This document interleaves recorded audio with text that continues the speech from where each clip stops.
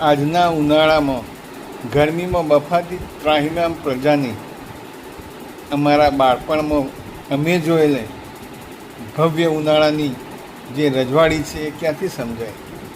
કેવી રીતે કહું કે બધા જ માણસો આંગણામાં સૂતા હોય, લાઇનસર ખાટલા પાથરેલા હોય. બહાર રાત્રે 10 વાગે સૂવાનું હોય તો 8-8:30 વાગે ગાદલા પથરાઈ જાય બહાર, જેથી કરીને ગાદલા ઠંડા થાય. પછી પાસે એક ઓટલો હોય, એનામાં નાનો મૂળિયો મૂકેલો હોય, નવો મૂકેલો હોય, અને એમાં ઠંડુ પાણી હોય. અને એ ઠંડા પાણી બહુ ઠંડુ થઈ જાય આખી રાત. અને દરેક ફળિયામાં મોડે સુધી ઊંઘ ના આવે ત્યાં સુધી ટોળ ટપ્પા થતા હોય. આ પણ એક સામાજિક બોન્ડિંગ હતું, એકબીજાને નજીક લાવવાનું. એ વખતે પંખા કે એસી નહોતું, ક્યાંક મોડ પંખા હોય.